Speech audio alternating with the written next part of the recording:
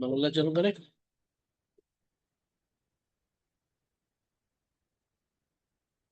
Hare Krishna, Dhanam Pranam to all. Hare Krishna. Hare Krishna Anupam.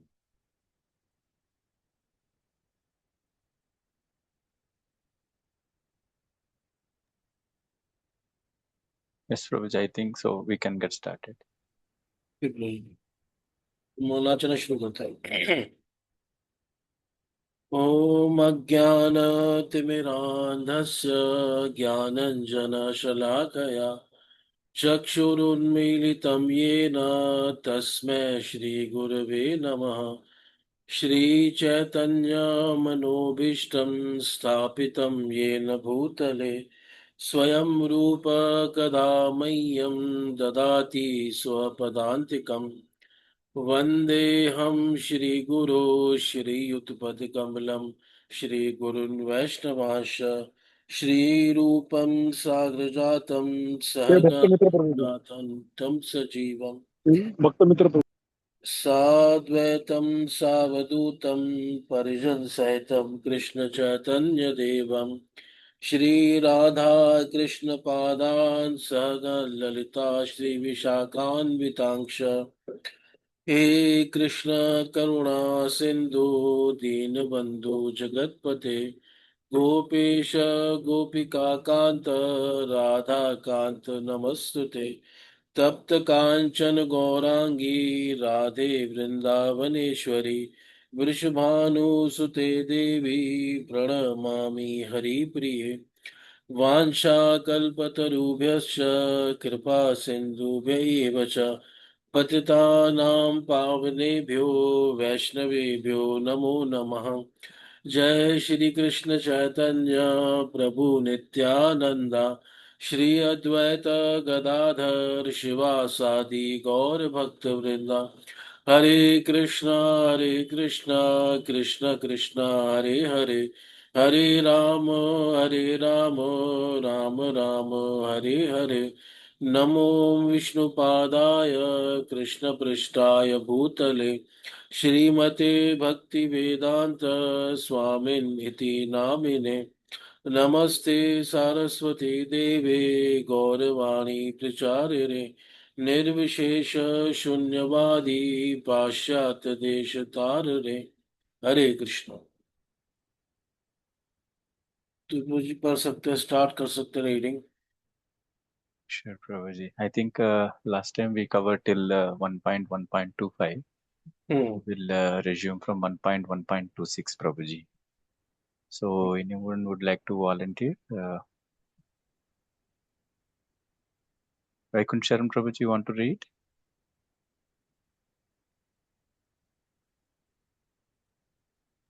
Okay, Prabhu, I'll read. Yes, Well, Prabhuji. can you From make it little bigger, Prabhu? A little bigger. sure, Prabhuji. Yeah. Yes.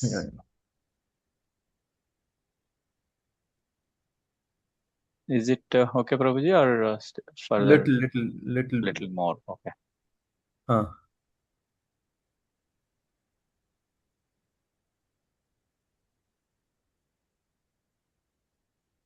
Where it is gone? Yes, 1.1. please go Okay, ahead. okay. Yes. Hare Krishna. Padme cha कृतन्युयत्र विद्याभिर् हरिभक्तिर् अनुत्तमा अविद्या निर्धयत्या असुदवा जवालेगा pragnim.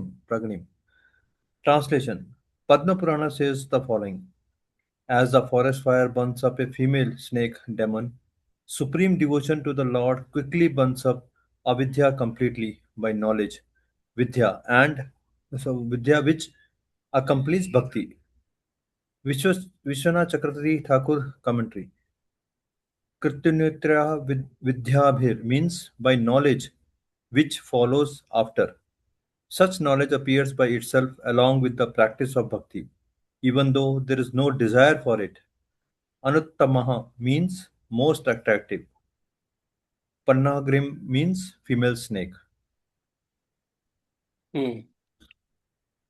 तो प्रसंग चल रहा है जिसमें रूप गोस्वामी जो है भक्ति के जो छह विशेषताएं उनका वर्णन कर रहे हैं।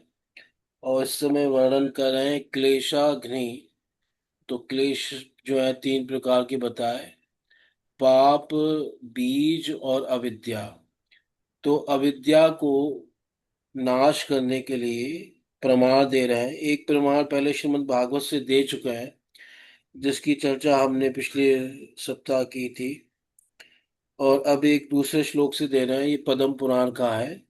और इसमें कहा गया है पाद में च, यानी पद्म पुराण में, कृतानुयात्रा विद्याभीर हरि भक्तिर अनुत्तमा अविद्याम निर्दहति आशु दाव ज्वाला एव पन्नगिम। तो कह रहे हैं कि कृतानुयात्रा विद्या भी, विद्या भी जो विद्या है वो अनुयात्रा कृता, वो हरि भक्ति के पीछे पीछे चलने वाली है। हरि भक्ति अनुत्तमा, जो हरि भक्ति है, अनुत्तमा मतलब उत्तम हरि भक्ति, शुद्ध हरि भक्ति, उसके पीछे पीछे चलने वाली है विद्या। और वो विद्या क्या करती है? अविद्या निर्दहति आशु, वो अविद्या को दहन कर देती है, उसको जला देती है। और उसको समझाने के लिए एक एग्जाम्पल दे रहे हैं, दाव ज्वाला। दाव ज्वाला कहते हैं जंगल की आग। जंगल की आग जैसे पन्नगिम, नागिन को, सर्पणी को जला देती है, वैसे ही अविद्या जो है, वो विद्या जो है वो अविद्या को जला देती है। और वो विद्या कैसे आएगी? तो जहाँ हरि भक्ति होगी, अनुत्तम हरि भक्ति होगी, तो उसके पीछे पीछे विद्या भी आएगी। यहाँ पन्नग भी कह सकते थे, पन्नगम, पन्नगिम क्यों कह रहे हैं, सर्पणी क्यों कह रहे हैं? इसका कोई बता सकता है, कोई भक्त? कि भाई जैसे जंगल की आग नाग को जला देता है, ये भी बोल सकते थे, पर यहाँ पन्नगिम नागिन को जला देते हैं, ऐसा क्यों कह रहे हैं? मैं पूछने ही वाला था प्रभु आपसे, आपने अपने आप ही पूछ लिया। हरे कृष्ण। अच्छा, चलो मैं ही बता देता हूँ। क्योंकि अविद्या को नाश करने का प्रमाण देना है। अविद्या जो है स्त्रीलिंग में है, तो उसको नाश करने का प्रमाण भी उसी लिंग में देना उचित बनता है।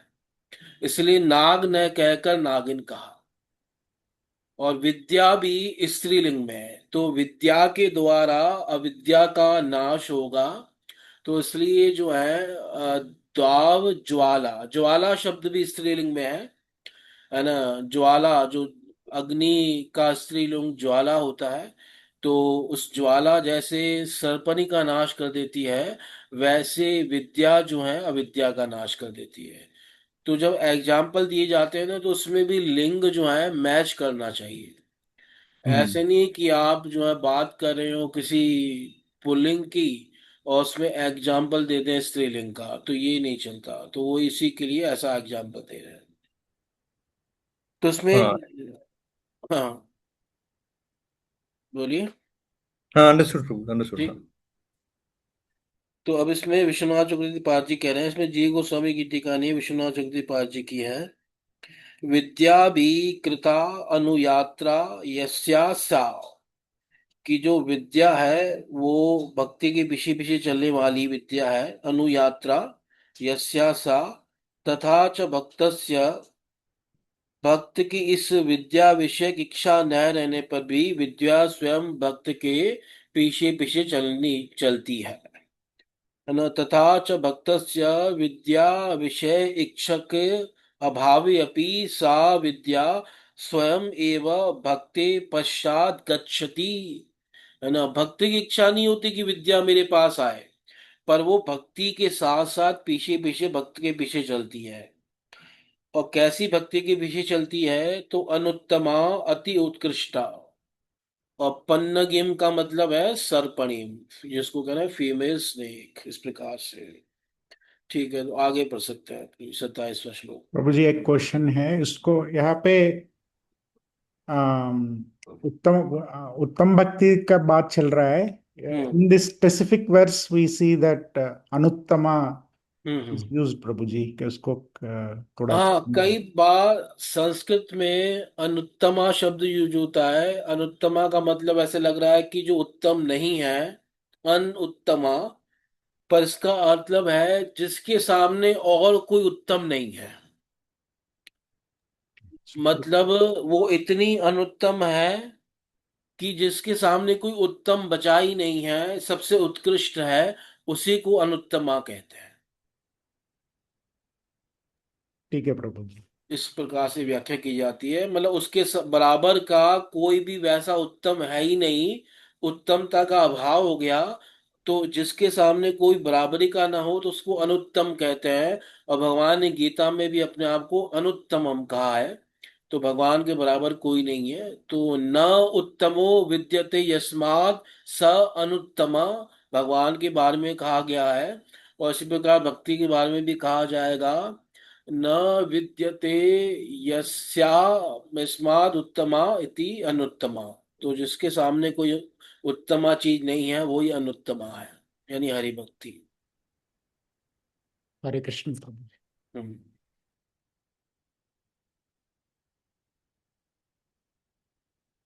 Krishnan Prabhu, want to continue? Prabhu, I just got a call. You can continue. I'll just take the Okay, next one. sure, sure. Maybe Harshad Prabhu, want to read?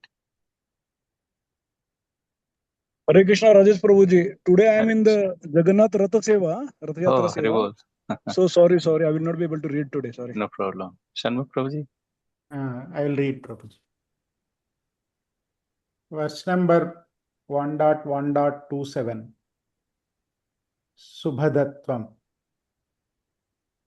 Subhani Subhani Preenanam Sarvajagatam Anuraktatam Sadguna Sukham Ityadinya Akhyatani Manishibihi.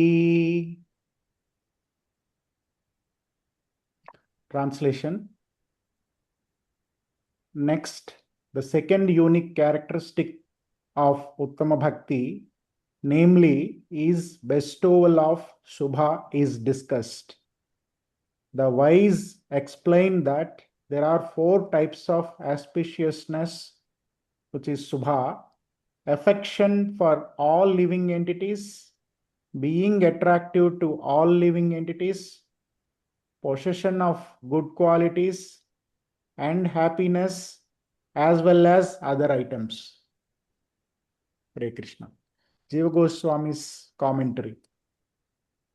Prinana, or affection for the world, means that he works for the world's benefit. The whole world is also attached to this person who works for the benefit of all beings.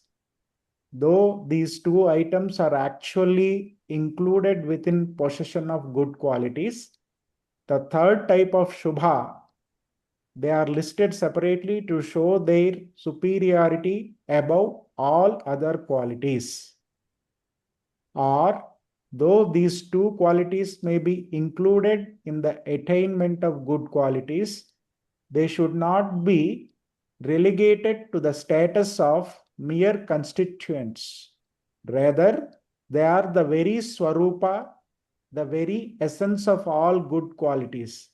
Therefore, they should be listed separately. This quality of being honored by all others is also noted in the story of Dhruva. Hare Krishna Prabhu जी। और आगे पढ़ूं और हाँ, ये श्लोक पढ़ के खत पूरी कर सकते हैं, ठीक है। हाँ वो श्लोक हो गया प्रभु जी। हो गए, हाँ ठीक। तो ये जो है,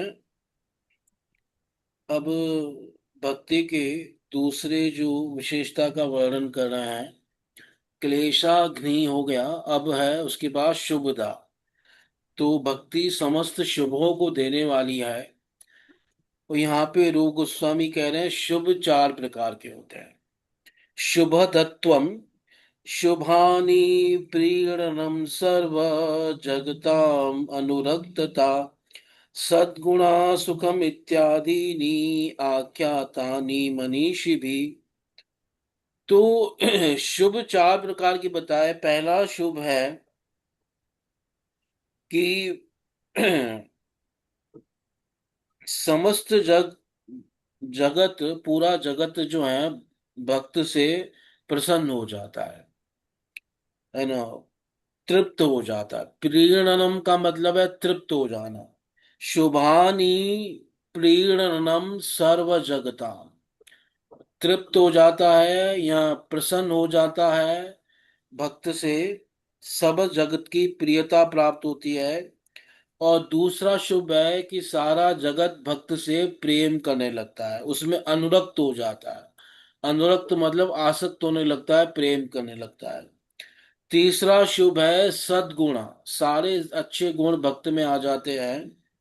जैसे कि प्रहलाद जी ने भी कहा कि यस्यास्ति भक्तिर्भगवती यकिंचना सर्वैर्गुणैस्तत्र समासते सुरा हरो अभक्तस्य कुतो महद्गुणा मनोरथेन सतो धावतो भई। कि जो भगवान के प्रति भक्ति धारण करता है अपने हृदय में, सारे सद्गुण उसके अंदर आ जाते हैं। यस्यास्ति भक्ति भगवती अकिंचना, अकिंचना भक्ति जिसके अंदर होती है, तो सर्वेर गुणेश तत्र समासते सुरा, तो देवताओं के सारे सद्गुण उसमें आ जाते हैं। देवताओं का मतलब है भगवत पार्षदों के गुण उसमें आ जाते हैं। और जो भगवान का भक्त नहीं, उसमें कोई महान गुण नहीं होता। तो इस प्रकार से तीसरा शुभ है सारे सद्गुणों का आ जाना। और चौथा शुभ है समस्त सुखों की प्राप्ति हो जाना। तो ये चार जो है शुभ बताए, है ना, सद्गुणा सुखम इत्यादि आख्यातानी मनीषी भी, महर्षियों ने इन चार सुखों को शुभ माना है। इन चार शुभों को, है ना, शुभ माना है। तो जीव गोस्वामी कह रहे हैं कि सर्व जगतामिति सर्व जगत कर्म कम प्रीणनम तत्कर्तृ अनुरक्ता च, कि जो अपने कर्मों से सारे जगत को, भक्ति से सारे जगत को तृप्त कर लेता है, प्रीणन यानी, है ना, इस प्रकार कर लेता है। और ऐसी भक्ति करने वाले के प्रति सब लोग अनुरक्त हो जाते हैं। तो ये दो प्रकार के शुभ हुए पहले। अनयो, इन दोनों को कह रहे हैं सात गुण्य अंतर्भावी अपि पृथक उक्ति।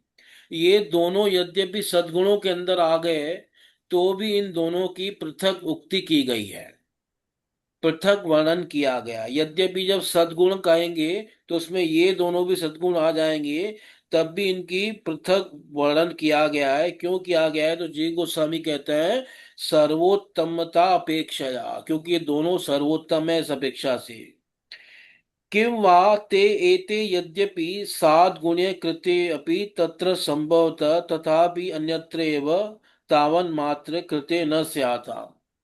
कि यद्यपि ऐसा हो सकता है कि कई सद्गुण दिखाई दें, पर ये दोनों गुण न हो, तो इसलिए इन दोनों की विशेषता दिखाने के लिए इनका अलग से क्या किया गया है, वर्णन किया गया है।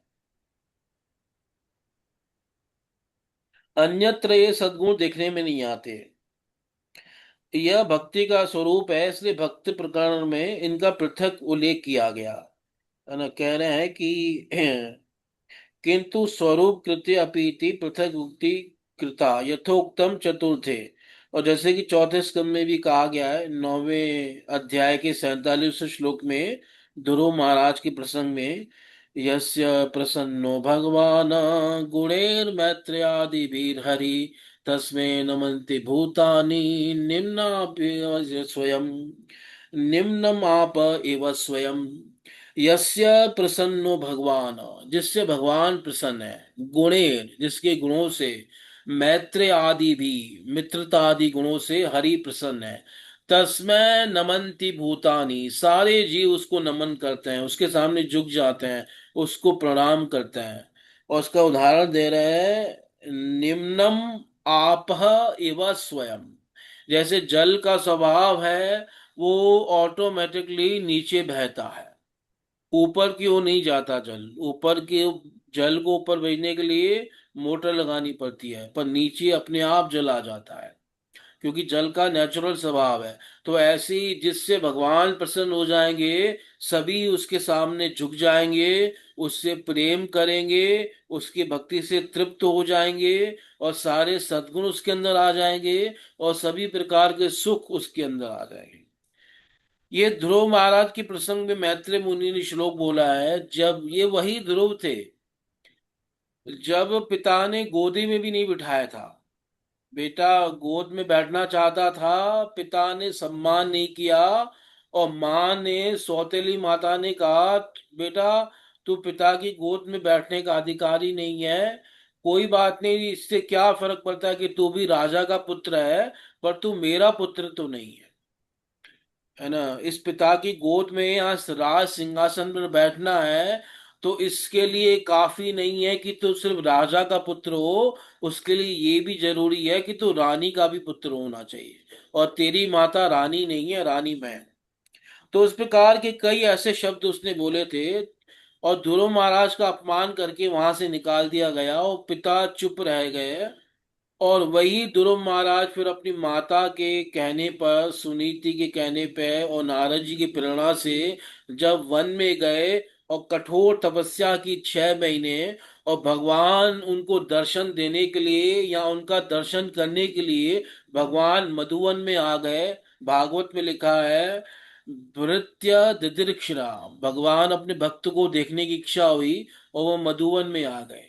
और जब वो भगवान को प्रसन्न करके वापस लौट रहे हैं आज, तो क्या हो रहा है कि वही जिसने कभी गोद में नहीं बिठाया था पिता ने, उत्तानपाद ने, वो पूरी सेना लेके, सब स्वागत की तैयारियां, हाथी, गाजे बाजे सब, वाद्य यंत्र, वेद ध्वनि, सारा नगर आ गया है ध्रुव महाराज का स्वागत करने के लिए।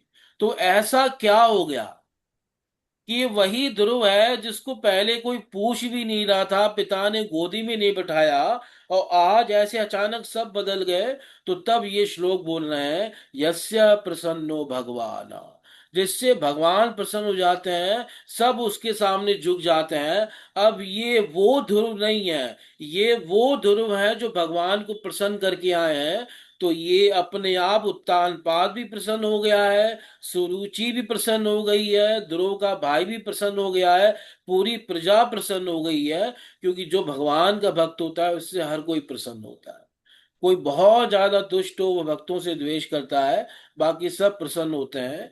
तो इस प्रकार से तब ये प्रमाण में श्लोक दे रहे हैं, और सारे जीव उसके सामने झुक जाते हैं। तस्मै नमन्ति भूतानि निम्नम आप इव स्वयं, जैसे जल नेचुरल नीचे की ओर बहता है, ऐसे ही सब भक्त के सामने झुक जाते हैं। तो ये शुभों का वर्णन किया यहाँ पे। आगे। Hare Krishna, Prabhu. Prabhuji, niche, left, still something is. Yes, Prabhuji, I think this is covered. Okay, you want to repeat again? The Okay. bottom was there. Or this one, footnote? The mention of other. Sure. Yeah. The mention of other items, Adini, indicates such things as controlling all others and producing auspiciousness in all others. Next. हम्म।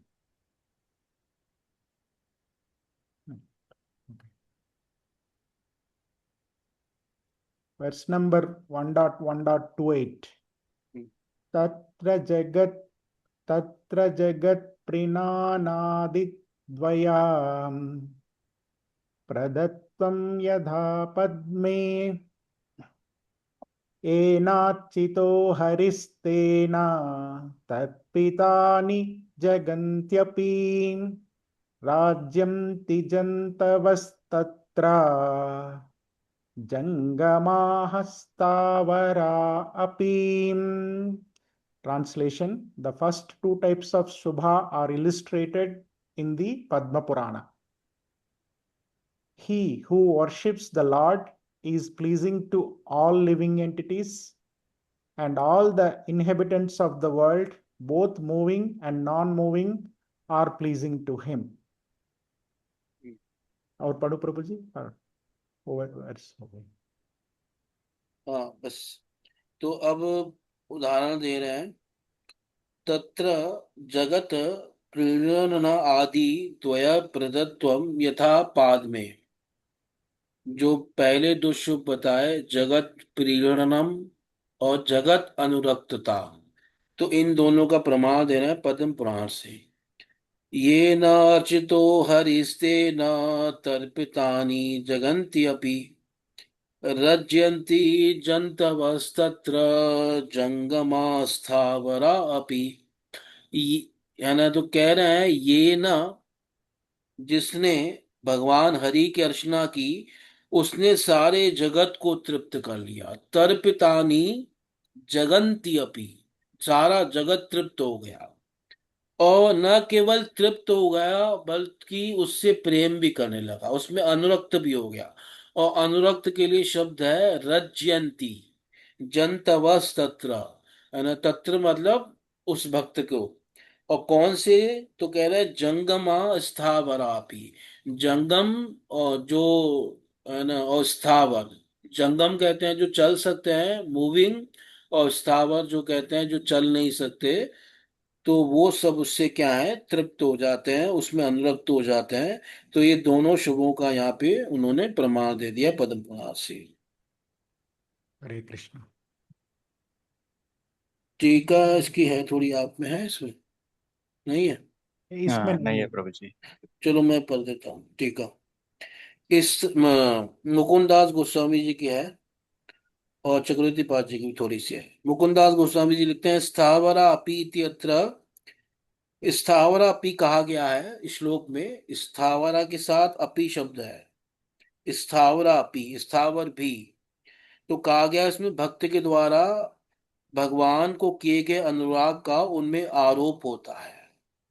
यानी स्थावर कैसे प्रेम करेंगे, तो कह रहे हैं भक्त के द्वारा भगवान को किए गए अनुराग का उनमें आरोप किया जाता है। और चक्रवर्ती पाजी लिखते हैं, जगत पीड़न युगल के हेतुत्व का उल्लेख पद्म पुराण में है। यानी ये दो गुणों का उल्लेख पद्म पुराण में है। ये नर्चितो जगंती का अभिप्राय है जगतवासी जीव, है ना, जगत से जगतवासी जीवों को ही लेना है ना। जो यहाँ जगंती शब्द है तो उससे जगतवासी जीव लेना। ठीक है, आगे कर सकते हैं। हरे कृष्ण। सद्गुणादि प्रदत्वम हाँ। यस्यास्ति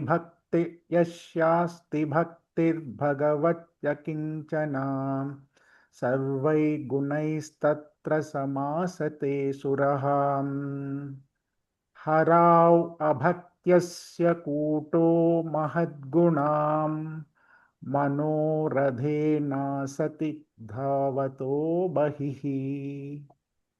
Translation: Bhakti bestows good qualities and other things, sadgunadi.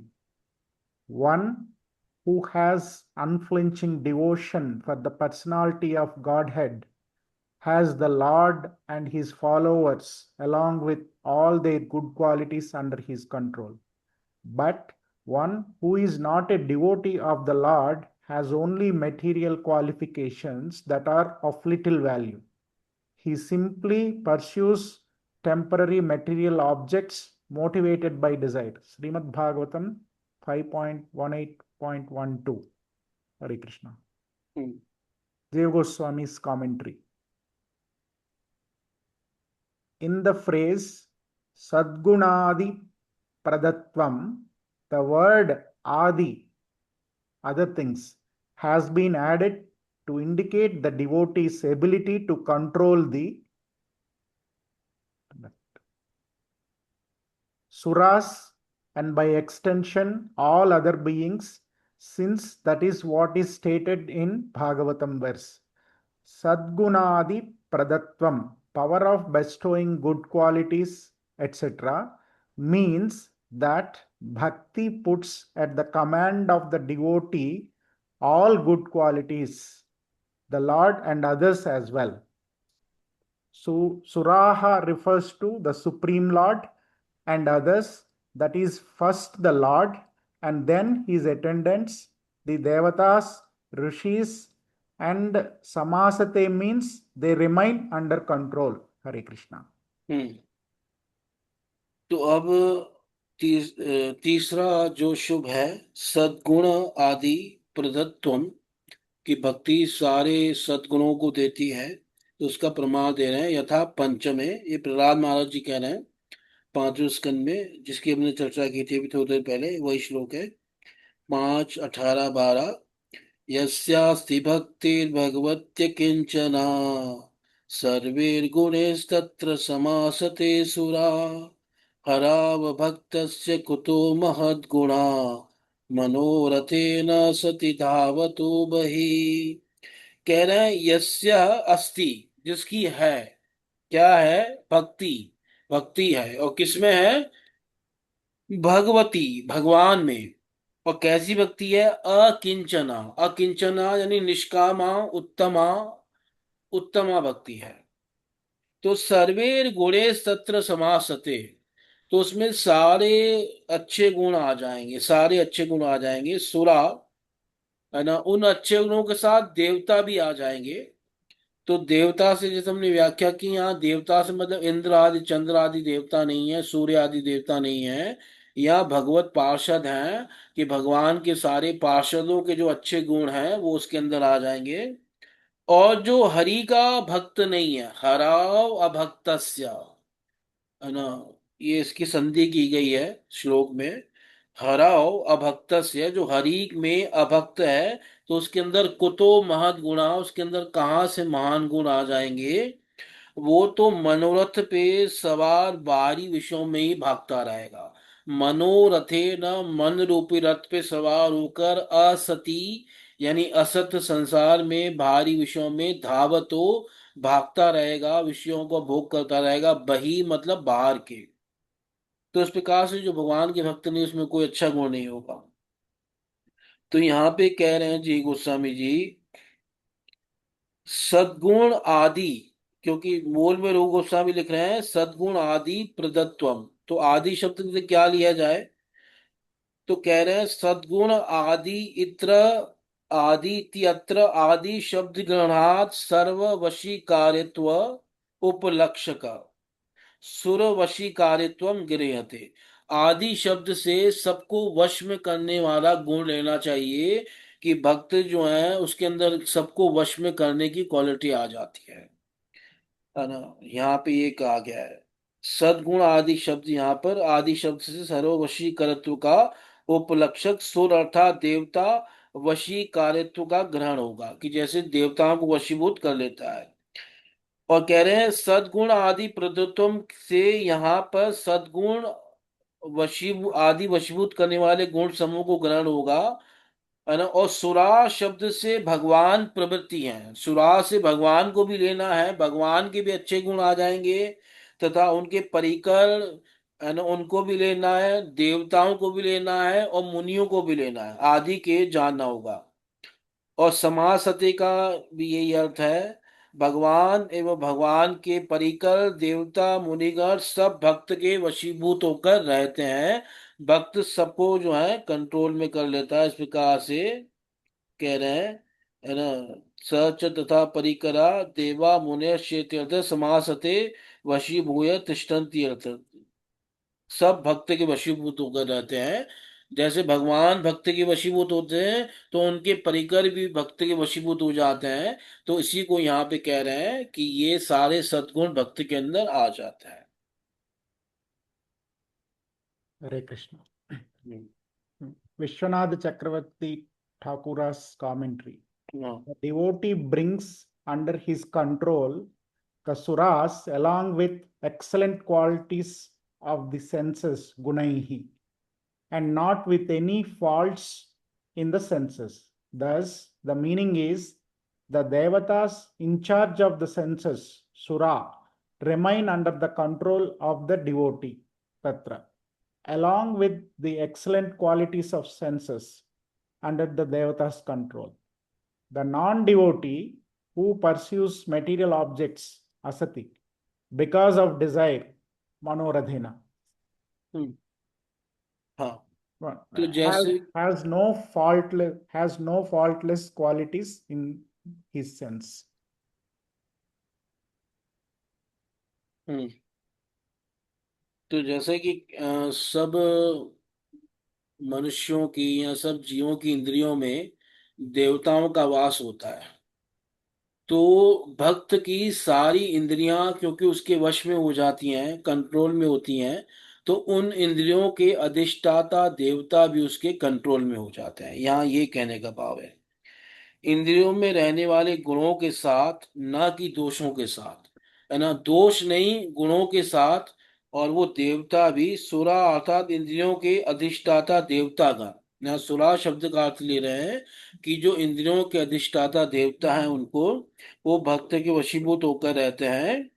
और मनोरथ में असत विषयों में दोने वाले अभक्त का महद गुण, अर्थात उसकी इंद्रियों को निर्दुष्ट गुण कहाँ से प्राप्त होगा, उसमें कोई भी अच्छा गुण कहाँ से आ जाएगा। जो हरि का भक्त है उसमें एक भी अच्छा गुण नहीं आएगा, और जो भगवान का भक्त है उसमें सारे सद्गुण आ जाएंगे, और देवता भी उसके वश में रहेंगे। यानी इंद्रियां भी सारी उसके वश में रहेंगी, और उन इंद्रियों के अधिष्ठाता देवता भी वश में रहेंगे। और जी गोस्वामी कह रहे हैं, न केवल देवता, इवन भगवान के परिकर स्वयं भगवान, मुनि इत्यादि सब भक्त के वश में होकर रहेंगे। वो इस प्रकार से कह रहे हैं। Rajesh Prabhu, Sachidanand Vigrah Prabhu has a question, it seems. Yes, Prabhuji. So there is a question, Prabhuji, in the chat window. Here Sachidananda Prabhuji has written, Srila Prabhupada took the meaning as demigods, Suraha, all the demigods.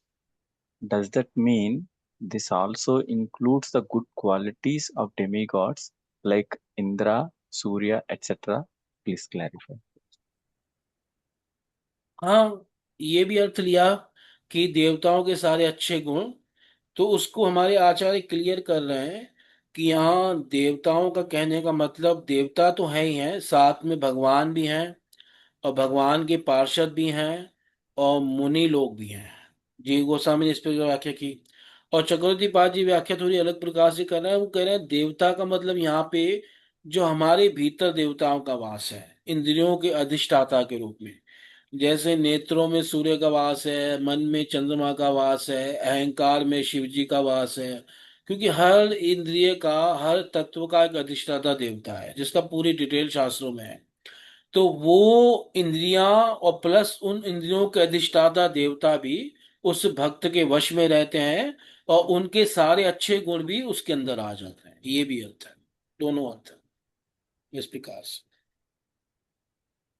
Yeah, Prabhuji. So here, please explain what are the excellent qualities of the senses. मतलब what are Excellent qualities of the senses. What are the excellent qualities of the senses? ये जो सारे अच्छे गुण हैं, जैसे संयम करना, सहनशीलता, ये सारे, इन्हीं में ये सब सद्गुण आते हैं। कई सारे सद्गुणों का वर्णन आगे चल के आएगा इसी ग्रंथ में, है ना। भगवान के अंदर जैसे कई गुण हैं, 64 गुण हैं। तो ये सारी जो अच्छी क्वालिटीज हैं, जैसे भगवान ने गीता में कई गुणों का वर्णन किया, है ना, कि हमारे भक्त जो हैं ऐसे होते हैं। तो 12वें अध्याय में कई गुणों का वर्णन किया है भगवान श्री कृष्ण ने, कि जो भक्त हैं, यस्मान न उद्विजते लोको लोकान न उद्विजते च या हर्षमर्ष भय उद्वेग मुक्तो यश च में प्रिया। कि जिससे कोई उद्विग्न को प्राप्त नहीं होता, यानी जिससे कोई विचलित नहीं होता, और जो किसी से विचलित नहीं होता, जो हर्ष अमर्ष भय उद्वेग आदि से सदा मुक्त है। तो इस प्रकार से कई सारे ऐसे सद्गुण हैं जो चैतन्य चरिता भागवत में भगवान भक्तों के 26 गुणों का वर्णन कर रहा है, और चैतन्य चरितामृत में भी उन 26 गुणों का वर्णन हुआ है। और फिर कई जगह जैसे रूप गोस्वामी ने भगवान के 64 गुणों का वर्णन किया है। तो ये सारे अच्छे गुण हैं जो भक्तों के अंदर आते हैं। और इसमें जो सबसे बेस्ट गुण वही है कि भगवान के वो प्रेमी भक्त हैं, यही सबसे बेस्ट है। इस गुणों को जब भक्ति किसी के अंदर आ जाती है ना, फिर बाकी गुण सब अपने आप पीछे पीछे आने लगते हैं। इसलिए भक्तों को गुणों के पीछे भी नहीं भागना चाहिए, भक्तों को सिर्फ भगवान की भक्ति के पीछे ही भागना चाहिए। गुण तो उसके अंदर अपने आप आ जाएंगे, नेचुरल आ जाएंगे। तो ऐसे अगर गुण देखने हैं तो भागवतम के एकादश स्कंद में 26 गुणों का वर्णन भगवान श्री कृष्ण कर रहे हैं, और उन्हीं गुणों का वर्णन चैतन्य चरितामृत में कविराज गोस्वामी कर रहे हैं। मध्य लीला में सनातन गोस्वामी से जब महाप्रभु शिक्षा दे रहे हैं तो वहां पे भी उन 26 गुणों का वर्णन किया गया है जो कि भक्तों के अंदर माने गए हैं। और भगवान ने भी गीता के अंदर कई गुणों का वर्णन किया है। 16वें अध्याय में भी अभयम आदि से शुरू होता है, 1 2 3 में ये दैवी संपदा है, 3 श्लोकों में बता रहे हैं। और उसके बाद आसुरी संपदा बता रहे हैं। इस प्रकार से कई जगह गुणों का वर्णन हुआ है। So, Prabhuji, so main thing is generally when we say qualities, but here specifically talked about the excellent qualities of the senses. So that means there may be qualities of the senses and there may be qualities which are not related to the senses. So in that sense, I was asking Prabhuji. So because why specifically talking about the senses? दोनों दोनों प्रकार, मतलब census के साथ इसलिए जोड़ा गया कि देखो जो देवता हैं वो भी हमारी इंद्रियों पे वास करते हैं। तो उस समय इंद्रिय के गुणों के साथ क्या होगी, जैसे उसकी क्वालिटी क्या होगी, वो इंद्रिया वश में है, वही इसकी क्वालिटी है।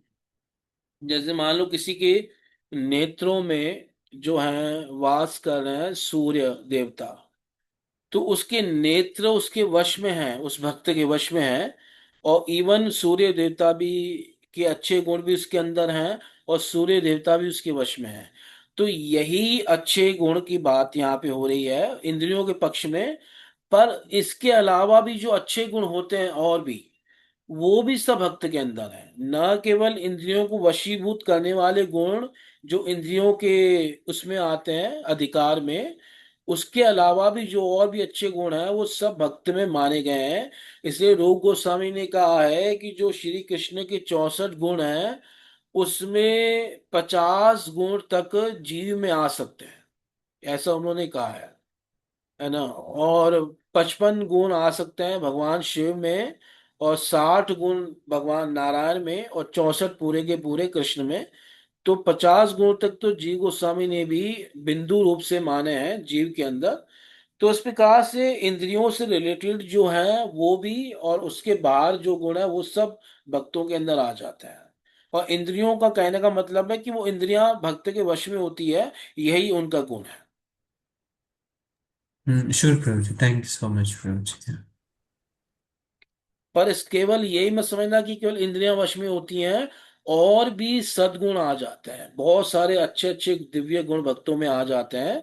इवन रूप गोस्वामी तो यहाँ तक कह रहे हैं कि कोई अगर मतलब अपनी अ, अंतिम लिमिट तक पहुंच जाएगा तो उसके अंदर श्री कृष्ण के 50 गुणों का विकसित हो सकता है, 50 तक हो सकता है। Oh, okay, Prabhuji. Thank you. Sachidanand Prabhuji, you want to read, continue this?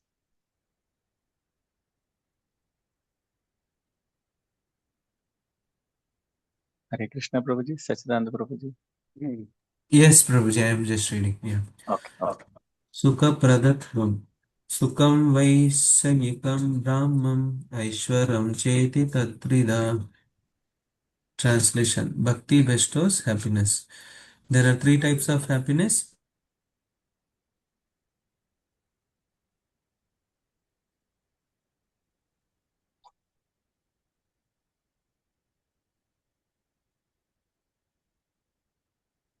Prabhuji, we are not able to hear you.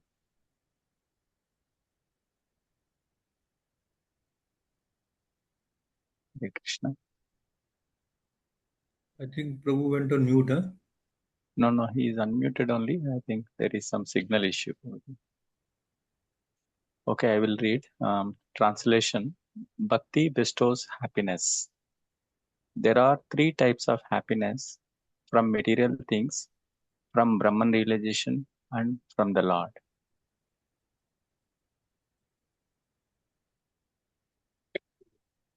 तो कह रहे हैं सुख 3 प्रकार जो है, सुख प्रदत्वम ये चौथा शुभ है, तीसरा था गुणों वाला, चौथा है सुख प्रदत्वम।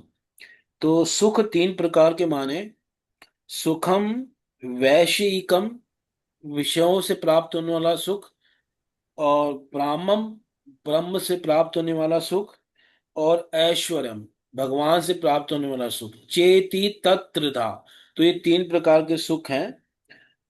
तो इनका वर्णन करेंगे, प्रमाण देंगे तंत्र शास्त्र से, तो उसको पढ़ सकते हैं आप।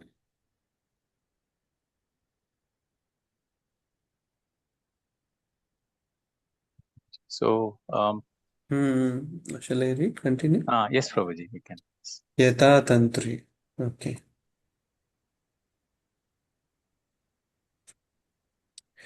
सिद्धया परमाश्चर्य भुक्तिर्मुक्तिश्च शाश्वती नित्- नित्यं च परमानन्द भवेद् गोविन्द भक्तितः.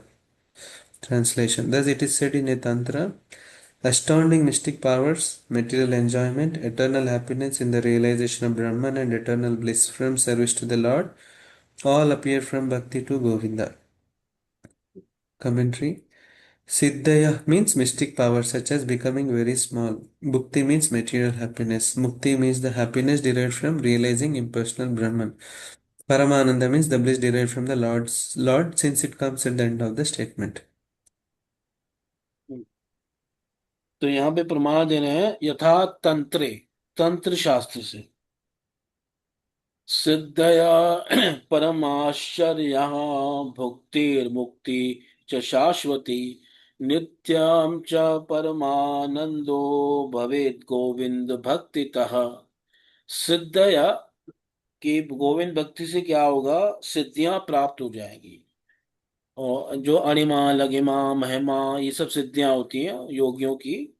और वो भी कैसी सिद्धियां, परम आश्चर्य, परम अद्भुत सिद्धियां प्राप्त हो जाएंगी। और न केवल सिद्धि अपितु भुक्ति, भुक्ति का मतलब सांसारिक भोग, विषय सुख। और मुक्ति शाश्वती, और शाश्वत मुक्ति प्राप्त हो जाएगी। और न केवल ये सब प्राप्त होगा, अपितु नित्यम च परमानंदो, नित्य परमानंद की प्राप्ति हो जाएगी, प्रेम की प्राप्ति हो जाएगी।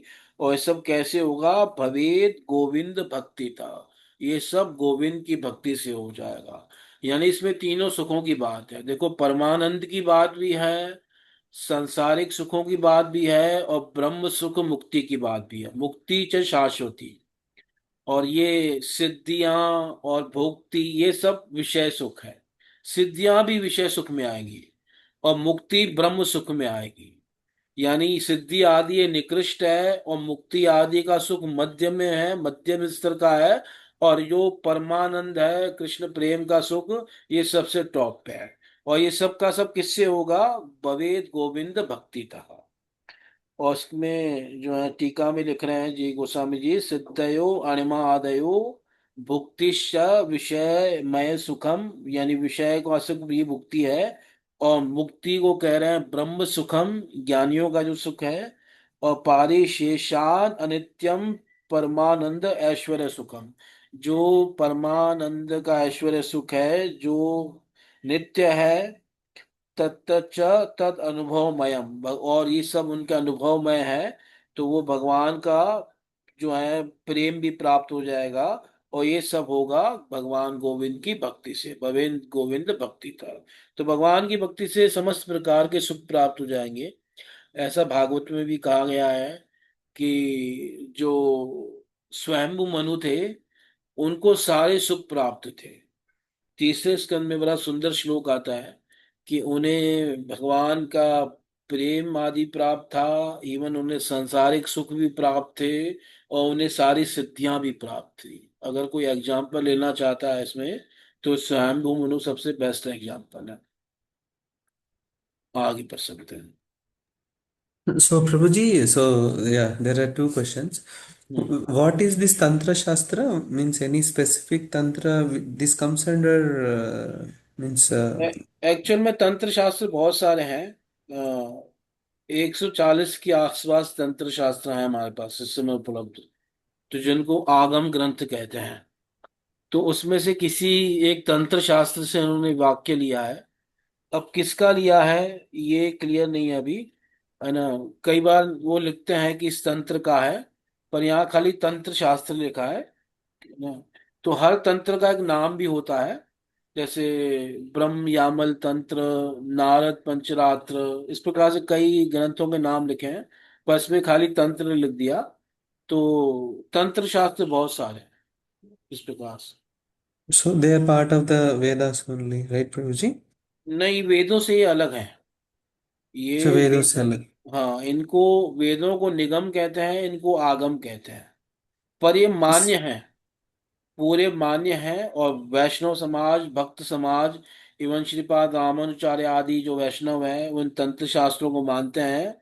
और काफी बड़ा वैष्णव समाज इसको मानता है ना। इवन रामचरितमानस के जो रचयिता है तुलसीदास जी, वो भी जब रामचरितमानस लिख रहे थे तो उन्होंने यही लिखा, नाना निगम आगम सम्मतम यत्, कि निगम आगमों में जो भगवान राम का चरित्र है उसको यहाँ पे मैं लिख रहा हूँ। तो निगम कहते हैं वेद को, और आगम कहते हैं तंत्र को। और कलयुग में निगम यानी वेद की प्रधानता नहीं है, कलयुग में तंत्रों की प्रधानता है। और अधिकतर जो कलयुग में भक्ति कर रहे हैं लोग, पूजा कर रहे हैं, भगवान की अर्चा वगैरह की सेवा कर रहे हैं, वो वेदों के हिसाब से नहीं हो रही, वो तंत्र शास्त्रों के हिसाब से हो रही है।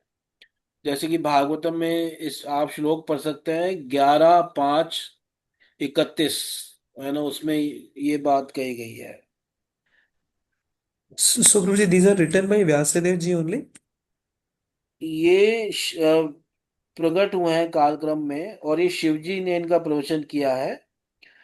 और इस प्रकार से यहाँ व्यास जी भी सारे ग्रंथों के लेखक हैं, इसमें कोई डाउट नहीं है। पर ये बोले गए हैं सब शिव जी के द्वारा, ये सारे ग्रंथ। Okay, okay, Prabhuji. लेखनी का कार्य जो है ये किया है वेद व्यास ने। तो 11:5-31 में बड़ा एक अच्छा श्लोक है भागवत में, जहाँ पे ये बात कही गई है, इति द्वापर उर्वीश स्तुवन्ति जगदीश्वरम् नानातंत्र विधानेन कलौ अपि यथा शृणु, या तथा शृणु। तो कह रहे हैं कि हे उर्वीश, हे राजन, करवाजन मुनि कह रहे हैं निमि महाराज को, कि इस प्रकार से द्वापर युग में लोग जगदीश्वर की पूजा करते थे, और उस समय पूजा का ही प्रधानता था।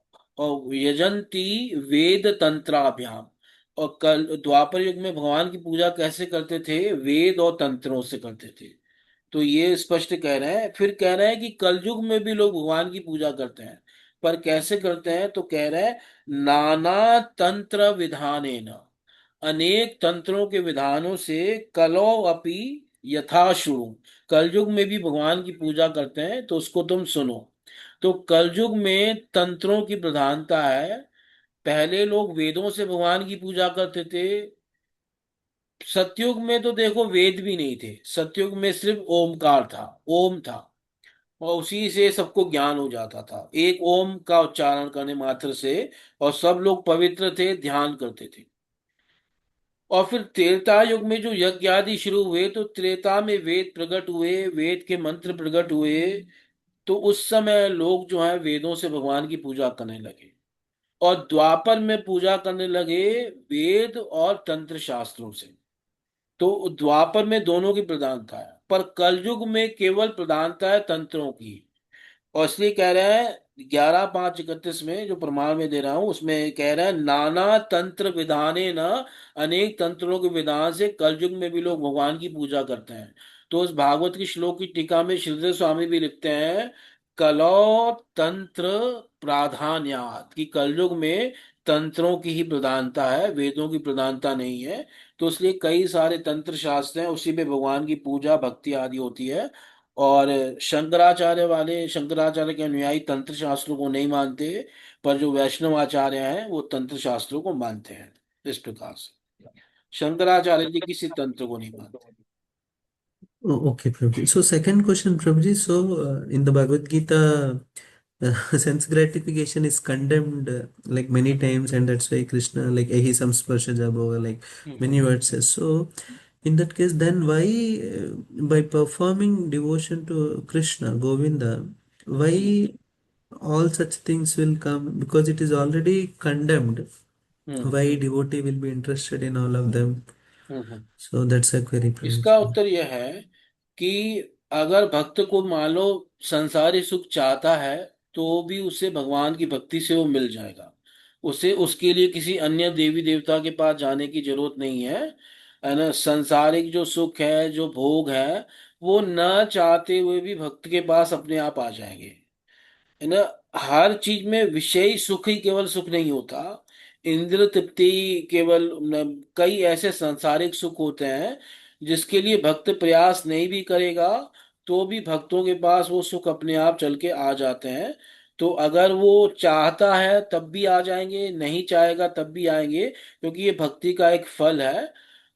गीता में निंदा की गई है, सुखों की निंदा नहीं की गई, सुखों के इच्छा की निंदा की गई है। अगर आप गीता पढ़ो, जो कामनाओं का कामी है उनकी निंदा की गई है, जो विषयों का कामी है उसकी निंदा की गई है। विषयों की निंदा नहीं है, सुखों की निंदा नहीं है, सुखों की कामना करने वाले की निंदा की गई है, क्योंकि कामना व्यक्ति को नीचे गिरा देती है। इसे गीता के दूसरे अध्याय का 70वां श्लोक है, उसको पढ़ना, उसमें यही बात कही गई है। आपूर्णमारम् अचल प्रतिष्ठम समुद्रमाप प्रवशन्ति यद्वत् तद्वत् कामा यम प्रवशन्ति सर्वे स शान्तिमाप्नोति न तु काम कामी। उसमें कहा गया एग्जाम्पल से, जैसे समुद्र अपने आप में पूरा भरा हुआ है ना। आप निकाल सकते हैं, दूसरे अध्याय का 70वां श्लोक है ना। श्लोक से ही समझो, अनुवाद से ज्यादा समझ में नहीं आएगा, नीचे ही कर लो। आपूर्यमारम्, आपूर्य मारम मतलब समुद्र पूरा भरा पड़ा है, और अचला प्रतिष्ठम, उसकी प्रतिष्ठा भी अचल है, पर उसमें फिर भी नदियों का जल आके मिल रहा है, बारिश का जल मिल रहा है, सारी नदियां समुद्र में मिल रही है, पर फिर भी समुद्र अपनी मर्यादा से बाहर नहीं जाता। तो उसी प्रकार से, है ना, तद्वत इसी प्रकार सारे भोग एक भक्त को प्राप्त हो जाते हैं तो भी भक्त जो है शांति प्राप्त कर लेता है, पर उसको शांति नहीं प्राप्त होती जो भोगों का कामी है ना। तद्वत कामा यम प्रवशन्ति सर्वे स शांति मापनोति न काम कामी, जो कामनाओं का, भोगों का कामी है उसको शांति नहीं प्राप्त होगी। जो इच्छा करेगा तो वो अशांत रहेगा। इसलिए भुक्ति मुक्ति सिद्धि काम सकल अशांत, कृष्ण भक्त निष्काम अतएव शांत, है ना। इसलिए भुक्ति काम्य, अशांत किसको कहा गया है? जो भोगों का काम है, कामी है, या जो मोक्ष कामी है, या जो सिद्धि कामी है, वो सब अशांत है। तो इसलिए भक्तों के पास आनुषंगिक रूप से भक्ति के साइड इफेक्ट के रूप में कई सुख आ जाते हैं, और उन सुखों को ग्रहण करते हुए भी भक्तों की भक्ति में कोई बाधा नहीं आती, कोई दिक्कत नहीं आती, क्योंकि वो उन सुखों को चाहते नहीं है। वो तो एक भक्ति का समझ लो साइड इफेक्ट है। जैसे कोई दवाई खाते हैं ना, उसका साइड इफेक्ट होता है, तो भक्ति का एक साइड इफेक्ट है कि कई बार कई सुख आते हैं तो उससे उनकी भक्ति में कोई ना बाधा नहीं आती, पर जब भक्त सुखों को चाहने लगता है तब उसकी भक्ति में बाधा आती है, ये कहने का भाव। Yeah, understood, Prabhuji. Thank you so much, Prabhuji. प्रभु जी, वो आप क्या बताए? भुक्ति मुक्ति सिद्धि सिद्धि कामी, सिद्धि कामी। ओके। सकल अशांत, सब अशांत हैं, कृष्ण भक्त निष्काम अतएव शांत। इसलिए जहां भी भोगों को गलत कहा है ना, वहां भोगों की इच्छाओं को गलत कहा है।